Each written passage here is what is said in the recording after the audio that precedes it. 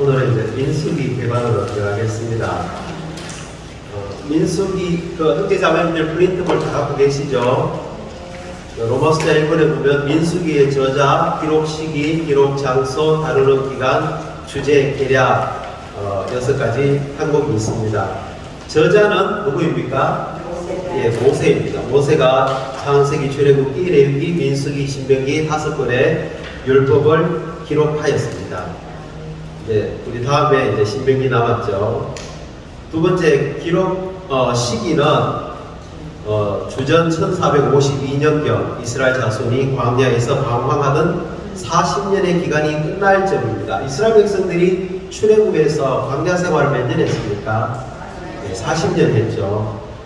그리고 기록된 장소는 여리고 맞은편, 이스라엘 백성이 가나안 땅에 들어서 첫 번째로 전쟁했던 곳이 바로 여리고죠. 여리고 맞은편 요단 강가의 모압 평원입니다.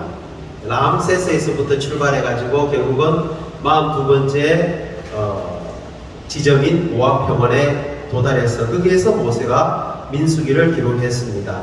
민수기라는 말은 말 그대로 수를 센다는 뜻입니다. 백성들의 수를 센다. 그 다음에 D번 보면 다루는 기간은 주전 1490년부터 주전 1452년까지 거의 39년 동안 걸렸습니다. 그래서 이스라엘 자손이 이집트에서 나온 이듬해 둘째 달부터 40년째 되는 10째 달까지 거의 한 39년의 기간에 걸치는 내용이 민수기의 내용입니다. 민수기 주제 말고 그 밑에 민수기의 일반적인 계략을 한번 보시기 바랍니다. 같이 읽어볼까요? 민수기의 일반적인 계략은 구속받고 거룩하게 된 이스라엘 백성이 하나님의 거룩한 군대로 편성되고 하나님의 인도하심을 따르므로 전진하여 하나님을 위해 싸우는 것이다. 민수기 앞에 있는 세 권의 책을 간단하게 정리하면 창세기는 하나님의 창조, 사람의 타락이죠. 창세기 마지막이 한 사람이 이집트에 관해 입관하는 것으로 끝납니다. 하나님은 창조했지만 사람은 타락했고 타락의 최종 결과는 결국은 이집트, 세상에서 죽음의 관 속에 들어가는 것으로 끝납니다. 그 다음에 이어지는 책이 출애굽기잖아요. 출애굽기에서는 이 사람을 하나님께서 구속하십니다. 그리고 홍해를 건너게 해서 구원하신 다음에 광야에서 공급하시고 시내산으로 이끄셔서 시나이산으로 이끄셔서 하나님 자신을 계시해 주시고 특별히 성막을 건축하는 것으로 출애굽기는 끝납니다. 창조되었다가 타락한 사람이 구속받고 구원받고 계시를 받은 다음에 성막을 건축하는 것이 출애굽기의 내용으로 완결됩니다. 그 다음에 우리가 레위기에서는 이 구속받고 하나님께 의해 선택받고 구속받은 사람이 성막을 통해서 또 제물들을 가지고 제사장에 의해서 명절을 누리면서 하나님께 참여하고 하나님을 경배하면서 거룩한 백성으로 조성되는 내용이 레위기였습니다. 맞습니까, 형제자매님들? 예. 그런 다음에 하나님은 이렇게 구속받고 거룩하게 된 구속받고는 출애굽기를 말합니다. 거룩하게 되는 레위기를 말하는 겁니다. 레위기에서 하나님은 이스라엘 백성들이 거룩한 백성이 되기를 원합니다. 이집트 사람처럼 살지도 말고 가나안 땅에 사는 사람의 생활 방식도 따라서는 안 된다. 나 여호와가 어떤 것처럼 너희도 그렇게 살아야 된다. 그래서 구속받고 거룩하게 된 이스라엘 백성이 이제 어떻게 되느냐 하면요, 하나님과 한 실체, 하나님의 근처가 될 뿐만 아니라 이 땅에서 하나님과 함께 움직이면서 전쟁을 하는 여호와의 군대가 되는 겁니다. 그래서 민수기는 아주 놀라운 책입니다. 현재 자매님 민수기 읽어보면은 그게 많은 이스라엘 백성들의 실패와 반역과 그런 아주 안 좋은 사건들이 많잖아요. 모세와 아론을 비방하기도 하고, 모세와 아론에 대해서 불평하고 하나님을 원망하고 우리를 왜 여기까지 데리고 와서 죽게 하느냐, 이 만나가 너무너무 지긋지긋하다. 만나에 대해서 그 다음에 나오는 말은 형편한 없는 음식을 우리에게 주어서 먹게 하고, 만나가 누가 만나를 주셨습니까? 하나님이 준 음식입니다. 그런데 그 음식을 이스라엘 백성들은 형편없는 음식이라고 할 정도로 그렇게 하나님을 모독 했습니다. 그리고 가나안 땅을 정탐하러 갔다 왔을 때, 악한 보고를 했을 때 온 이스라엘 민중이 여호수아 갈렙을 돌로 죽일 정도로 새로 인도자 세워서 우리가 이집트로 다시 돌아가자. 그러니까 하나님이 진노하셨죠. 재앙을 내렸습니다. 그렇지만 그것은 세부적인 내용이고요. 민수기는 승리와 영광이 집니다. 형제자매님 한번 생각해 보십시오. 60만 명 넘는 이스라엘 사람들이 20세 이상이 성막을 중심으로 군대로 진을 쳤습니다. 이건 영광스럽지 않습니까?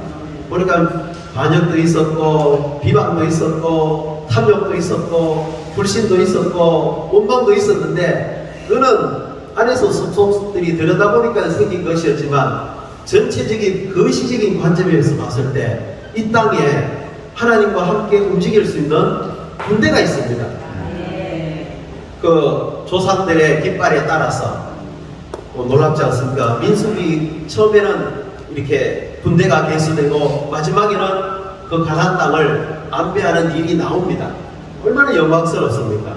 그래서 우리가 민수기를 읽을 때 민수기는 부끄러운 이스라엘 백성들의 역사를 말하는 것이 아니고요. 하나님과 함께 이 땅에서 가나안 땅을 정복함으로써 하나님의 왕국을 그것을 세울 수 있고 하나님의 집을 건축할 수 있는 싸우는 군대가 있다는 것을 초점을 맞추시기 바랍니다.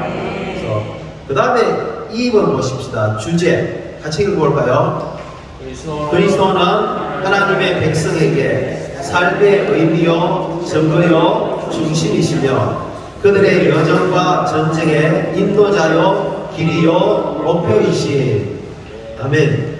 이스라엘 백성들이 광야에서 40년 동안 뭐 했겠습니까? 농사 지었겠습니까? 공장 만들었겠습니까? 거래를 잘하는 미디안 상인들처럼 무슨 상거래수를 발전시켰습니까? 아무것도 안 했습니다.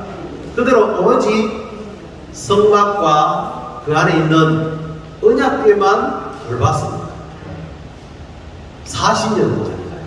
그래서 이 언약궤는 그리스도를 예표하고 있죠. 이 그리스도가 하나님의 백성에게 삶의 의미입니다. 형제 자매님들, 우리의 삶의 의미는 뭡니까? 하나님의 증거이신, 하나님의 체현이신 그리스도가 우리의 삶의 의미입니다. 그리스도 없이는 우리는 살 의미가 없습니다. 이 땅에서. 그리고 그리스도가 하나님의 백성의 증거입니다. 그 언약궤 안에 율법이 기록된 돌판이 있었잖아요. 그것은 하나님의 증거라고 부르는 겁니다. 이 증거는 하나님이 어떤 분이신지를 묘사해 줍니다. 하나님은 사랑이시고 빛이시고 의이시고 거룩이십니다. 그 말은 그리스도가 바로 하나님의 증거인데 우리가 그리스도를 살아낼 때 그리스도가 바로 우리의 삶의 증거가 되는 것입니다. 아멘. 그리고 그리스도는 하나님의 백성의 중심이십니다. 그 언약궤의 가장 중심, 성막의 가장 중심은 바로 언약궤인 것이죠. 민수기를 읽어보면은 언약궤가 이스라엘 백성들을 인도해 줍니다. 이 말은 그리스도께서 하나님의 신실하신 분으로서 하나님의 언약으로서 그분의 백성을 인도합니다. 여정과 전쟁에서 그분이 인도자이시고요. 그분이 길이시고 그분이 목표이십니다. 이런 것이 바로 민수기에 대한 주제라고 할 수 있죠. 다시 한번 말하겠습니다. 민수기의 주제는 그리스도는 하나님의 백성에게 삶의 의미요 증거요 중심이시며 그들의 여정과 전쟁의 인도자요 길이요 목표이십니다. 숙제 하나 드릴게요. 다음 주에 오실 때 주제를 외워오시기 바랍니다. 아멘. 그러면 민수기는 36장으로 되어 있지만 간단합니다. 크게 세 부분으로 구성되어 있습니다. 첫 번째 부분은 1장부터 9장 14절까지 이스라엘 백성을 군대로 편성하는 내용이 나옵니다. 그 다음에 9장부터 20장까지, 21장까지 이스라엘 백성들이 이제 여정을 떠나는 게 나옵니다. 이스라엘 백성이 람세스에서부터 시내산까지 도착한 다음에 시내산에서부터 요단강 동쪽에 모압 평지까지 42곳의 정류장을 거쳐서 그곳에 도착했습니다. 그 다음에 세 번째가 이스라엘 백성들이 전쟁하는 내용이 나옵니다. 제가 이걸 어떻게 교통해야 될지 잘 모르겠는데요. 창세기부터 레위기까지 구약 개괄을 하면서 제가 느낀 게, 이게 제가 배우고 있습니다. 이거 뭔가 스토리를 좀 이야기를 해야 그 다음에 계시도 나오고 이상도 나올 건데, 저는 막 이게 잘 몰라서 이것저것 막 뒤죽박죽 섞어버렸습니다. 형제 자매님들, 성경 안에는 사실이 있습니다. 우리가 성경을 읽으면 반드시 사실을 알아야 됩니다. 창세기에 하나님이 무치 드러나게 한 것은 둘째 날입니까? 넷째 날입니까? 죽음의 문에서 무치 드러나게 한 것은 셋째 날입니다. 그건 사실입니다. 그죠? 이건 사실입니다. 죽음의 문에서 무치 드러났다는 건 뭘 계시해 주고 있습니까? 그리스도께서 죽음에서 부활하셨다는 것을 계시해 주고 있습니다. 사실 있고 계시가 있습니다. 그 다음에 성경은 이것으로 끝나지 않습니다. 이것이 반드시 우리에게 하나의 우리의 일생을 통제하고 지배하는 이상이 되어야 됩니다. 이상이 되어야 됩니다. 그 말은 우리의 매일의 삶이 어떤 삶이 되어야 되냐면은 죽음에서 부활하는 삶이 되어야 하는 것입니다. 그래서 사실이 있고 계시가 있고, 이 계시 위에 그 영께서 빛을 비추시고 우리 존재 안에서 이게 뭔가 영적인 장면을 보게 될 때 일생토록 지워지지 않는 장면이 우리 안에 확 찍혀버립니다. 그러면 이 이상이 우리로 하여금 그대로 그 이상을 따라서 살게 하는 겁니다. 그래서 오늘 제가 형제 자매님들과 남은 한 20분, 25분은 민수기 1장부터 36장까지에 대한 사실을 이야기하겠습니다. 민수기는 몇 단락으로 구성되어 있다고요? 세 단락입니다. 첫 번째는 뭡니까? 군대로 편성되는 겁니다. 두 번째는 여정이고, 세 번째는 전쟁입니다. 군대 편성, 여정, 전쟁. 너무 간단하지 않습니까? 군대로 편성되는 데는 거기 10가지 중점들이 있습니다. 첫 번째, 군 복무를 할 수 있는 20세 이상의 모든 남자의 수를 다 셉니다. 각 지파마다. 첫 번째 지파, 유다 지파부터 시작해서 납달리 지파까지 12지파에 20세 이상의 남자들을 군 복무할 수 있도록 다 셉니다. 그런데 여기 빠지는 사람이 있죠. 누구입니까? 레위는 군대로 편성되지 않습니다. 레위 지파는 성소에서 봉사하도록 하나님이 안배했습니다. 왜 20세 이상을 했을까요? 20세라는 것은 생명이 성숙한 사람입니다. 하나님과 함께 싸울 수 있는 군대로 편성되려면 우리의 생명이 성숙해야 됩니다. 어린아이는 싸울 수가 없죠. 자, 두 번째, 이스라엘 12지파가 회막을 향하여 대령을 이루어 진을 쳤습니다. 회막, 곧 성막이 있습니다. 그 성막 주위에 동, 서, 남, 북, 동, 서, 이게 회막이라고 칩시다. 회막 주위에 동, 서, 남, 북으로 이스라엘 백성들이 12지파가 세 지파씩 진을 이루었습니다. 첫 번째는 여기에 유다 지파가 먼저입니다. 원래 로벤이 첫째 아들이잖아요. 그런데 로벤이 첫째가 못 됩니다. 이유 아시죠? 창세기에 로벤이 빌하. 예, 자기 아버지의 첩을 종 빌하를 더럽혔기 때문에 그는 첫째로 얻을 장자의 명분을 놓쳐버리게 되었습니다. 그래서 유다, 싸우는 전쟁하는 유다가 첫 번째로 배열이 됩니다. 그래서 유다가 먼저 나오고 그 다음에 남쪽에 로벤을 중심으로 두 지파, 그 다음에 서쪽에 에브라임을 중심으로 또 두 지파, 세 지파죠. 그리고 이 북쪽에는 단을 중심으로 아셀과 납달림, 이렇게 해서 총 12개의 지파가 셋씩 내변에 배치되었고, 성막 앞에는 아론과 모세와 아론과 그의 아들들이 제일 앞에 있습니다. 동쪽에 있습니다. 그리고 서쪽에는 레위의 세 아들인데 남쪽에는 고핫, 그리고 서쪽에는 게르손, 북쪽에는 무라리, 이런 식으로 배열이 됐습니다. 이 배열을 볼 때 기억나는 게 있습니까? 집회 장소입니까? 요건 사실이죠. 계시를 말할게요. 요거는 새 예루살렘을 보여주고 있는 거예요. 새 예루살렘이 사면에 이스라엘의 12지파 이름이 기록되어 있지 않습니까? 그래서 이 군대의 배열은 새 예루살렘의 형태로 배열되어 있는 겁니다. 놀랍지 않습니까? 자, 3번 보겠습니다.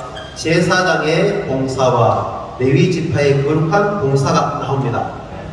수를 세고 대형을 이루어서 진을 친 다음에 제사장 봉사와 레위 지파의 거룩한 봉사에 대해서 이야기합니다.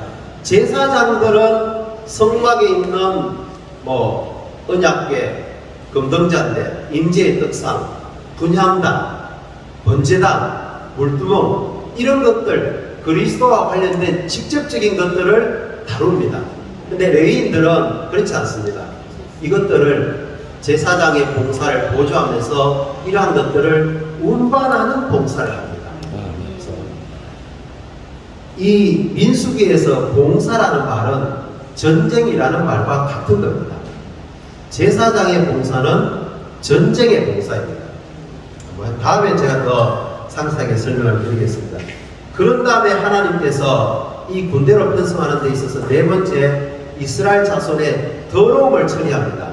나병, 유출병, 죽은 사람을 만졌을 때 이들을 다 진영 바깥으로 보내라고 합니다. 정결케 한 다음에 그 다음에 참 귀한 일을 하는데요. 그게 뭐냐 하면은 어떤 남편이 아내에 대해서 질투의 영이 생겨가지고 자기 아내가 부정하다고 느껴지면은 제사장에 데리고 가서 검사를 하게 합니다.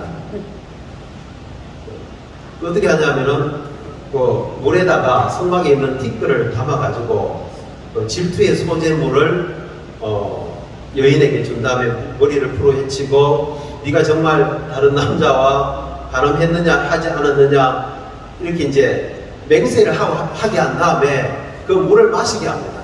마시면 그 여자가 깨끗이 않고 부정했다면은 넓적다리가 부어오르고 배가 부어오르고 넓적다리가 말라버린다 그랬죠.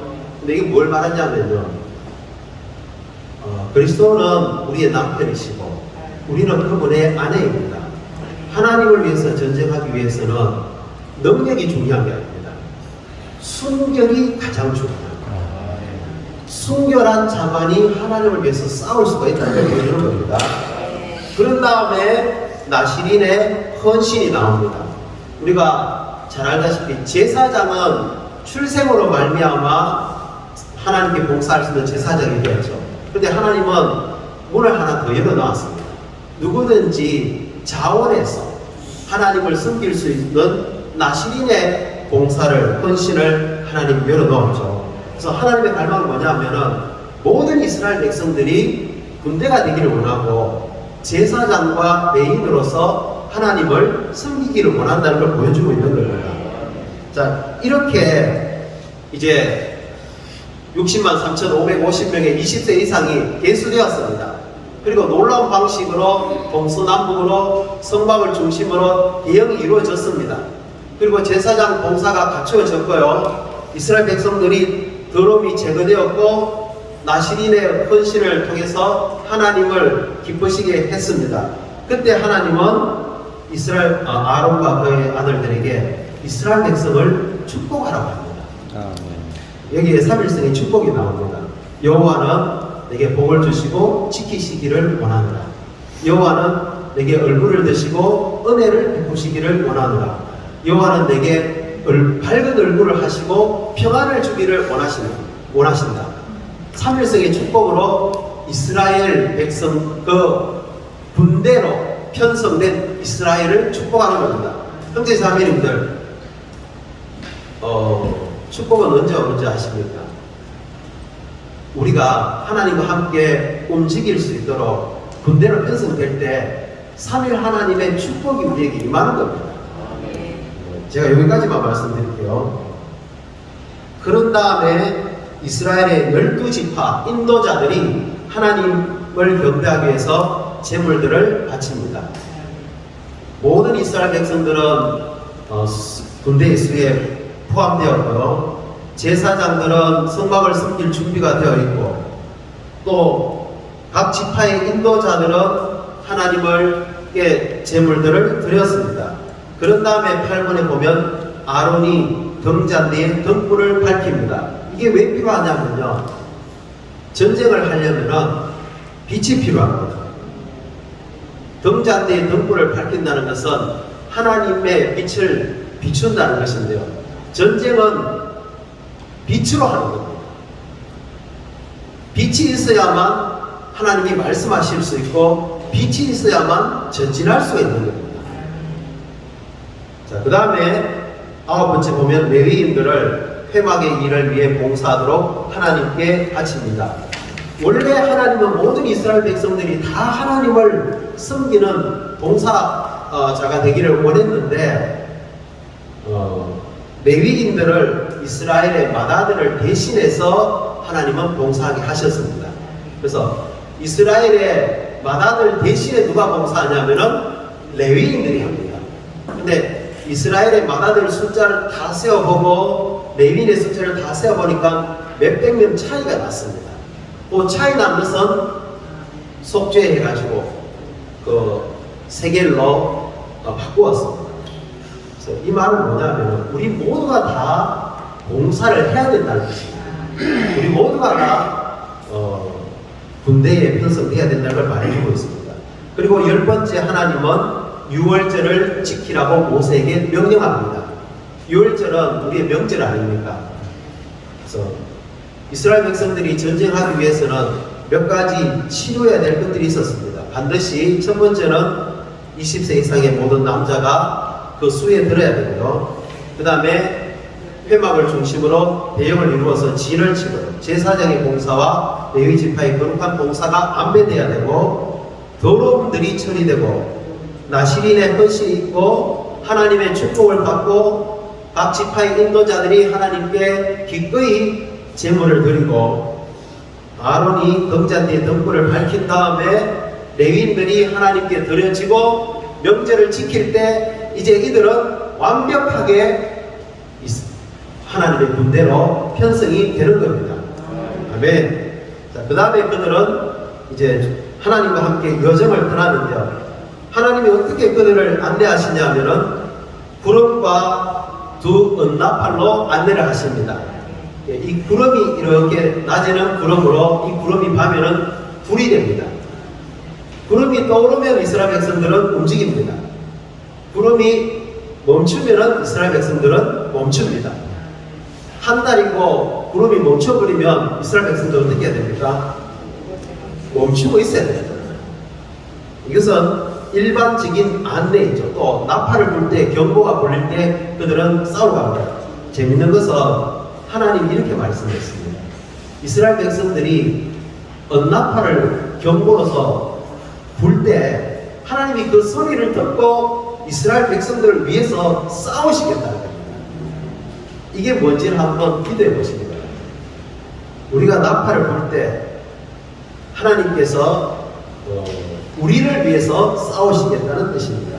그 다음에 두 번째, 그들은 이스라엘 12지파가 부대별로 진군합니다.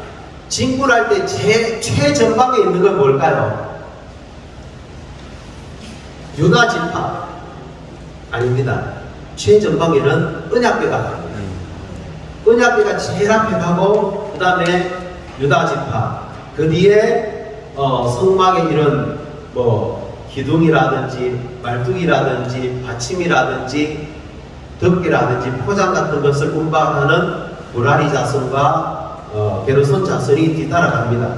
그런 다음에 이제 르우벤 지파와 출발하게 되고 그 뒤에 이제 고압 자손들이 성막의 기구들을 운반하고 에브라임, 단 이런 순서로 이제 진군을 하는 것입니다. 그래서 3번에 보면은 언약궤가 인도합니다.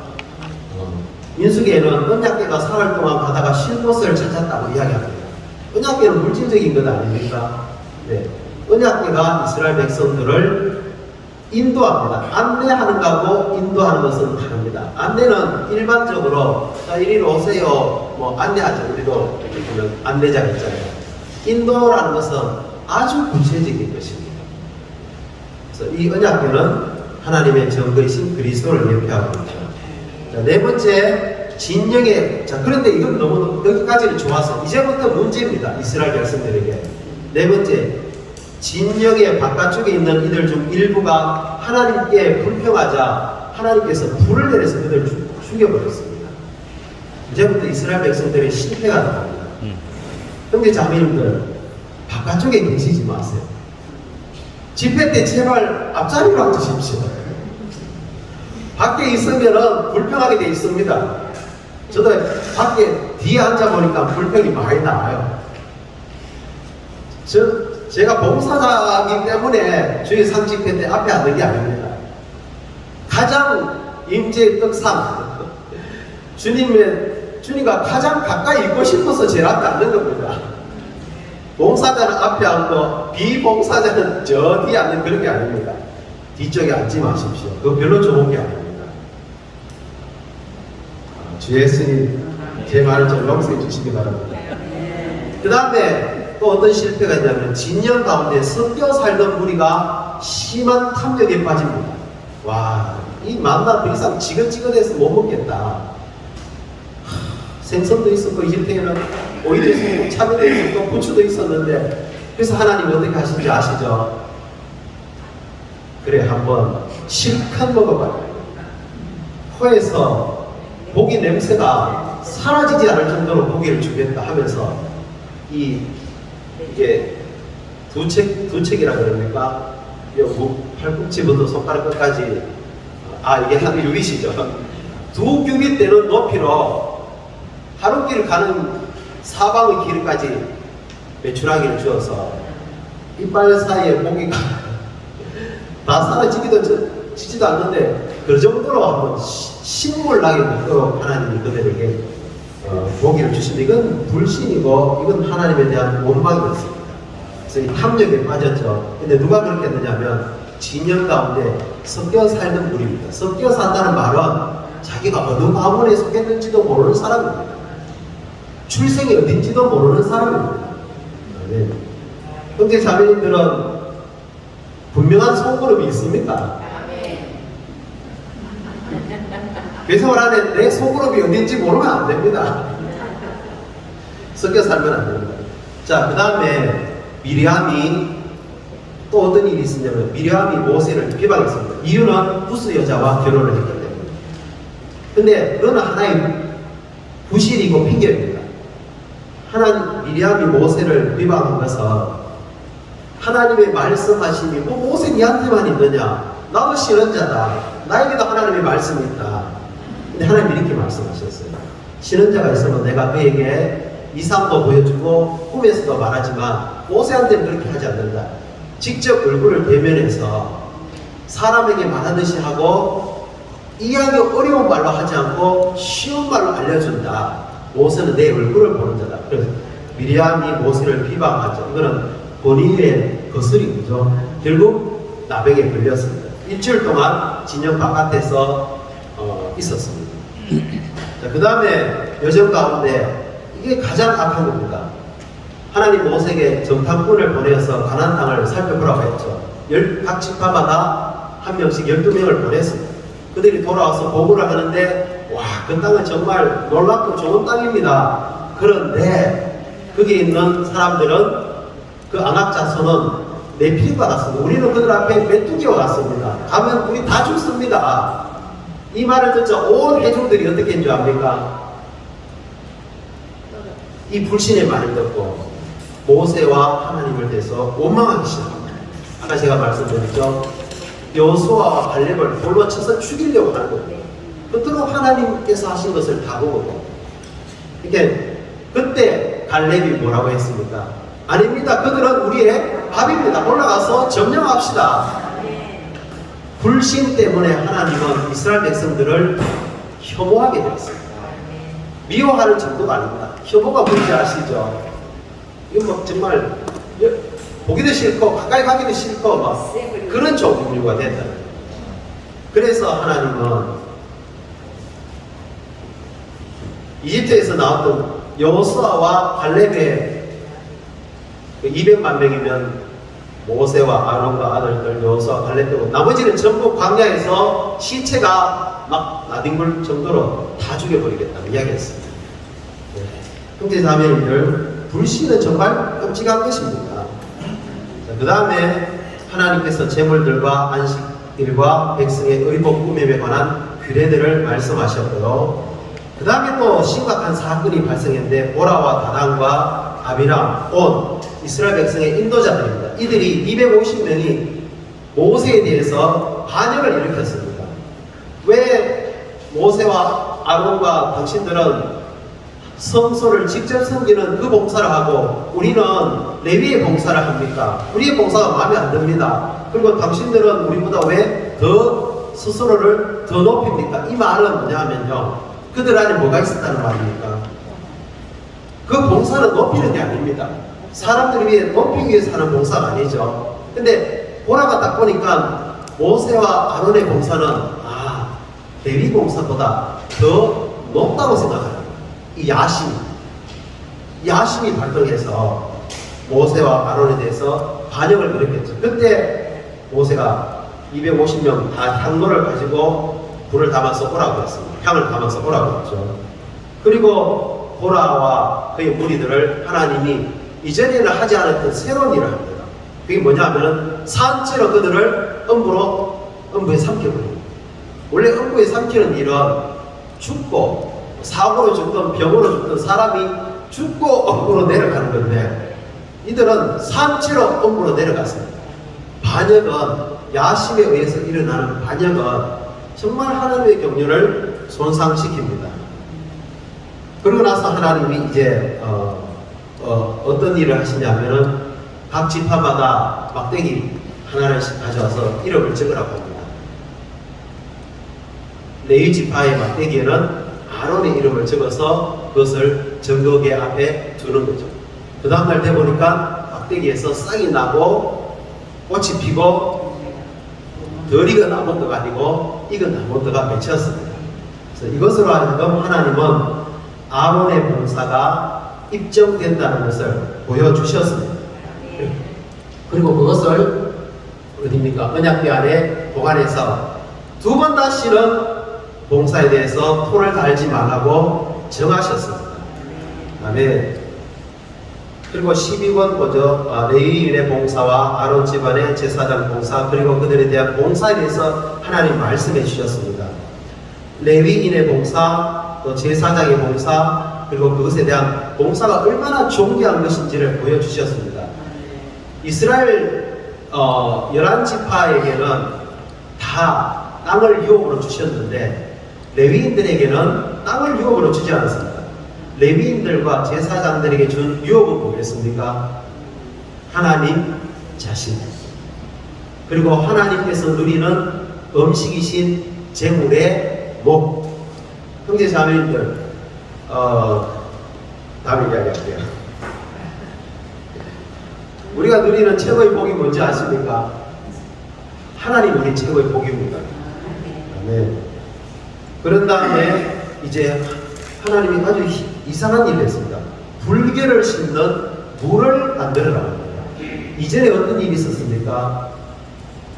보라와 다단과 아비람의 반역으로 인해서 거의 2만 명 가까이 되는 사람이 막 죽어버렸습니다. 온 이스라엘 진영의 시체가 가득가득했습니다. 부정하잖아요. 이것을 정결케 하기 위해서 불결을 씻는 물을 만들어서 뿌리라고 하는 겁니다. 하나님 보실 때 가장 더러운 것은 뭐겠습니까? 죽음.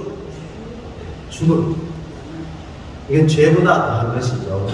그래서 그 죽음에서 정결케 되기 위해서 불결을 씻는 물을 만드는데 붉은 암송아지, 백향목, 우슬초, 진홍색 시일 이걸 태워가지고 재를 가지고 흐르는 물에다가 담아가지고 그것을 뿌릴 때 죽음에서 정결되는 겁니다.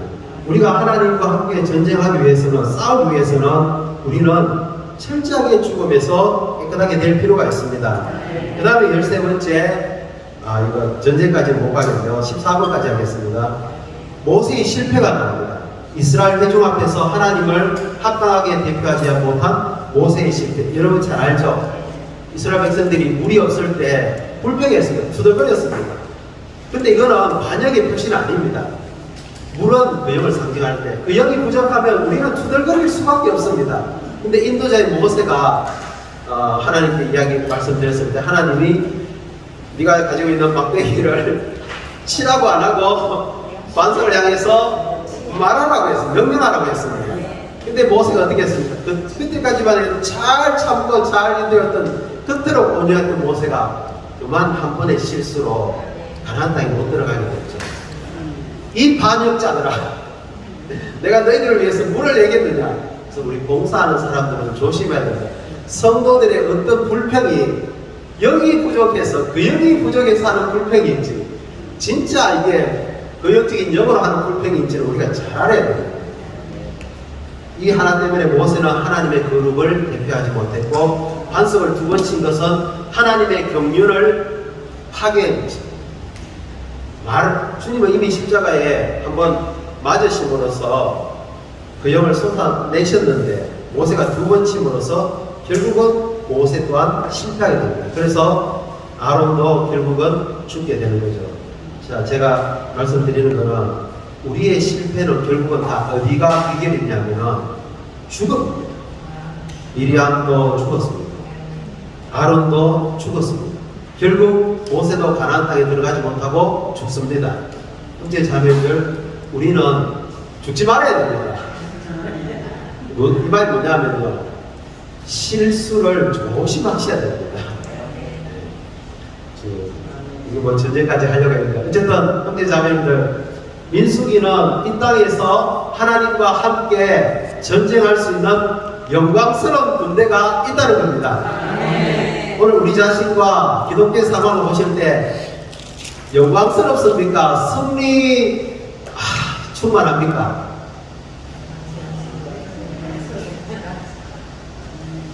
우리 자신을 볼 때 사탄은 야, 교회가 뭐 그래? 니랑 봐라. 그렇지 않습니다. 우리 한 사람 한 사람 부족할지 몰라도요, 하나님의 눈에 보실 때는 원수를 패배시키고 왕국을 이 땅에 가져올 여호와의 군대가 예비되고 선서되고 있습니다. 네.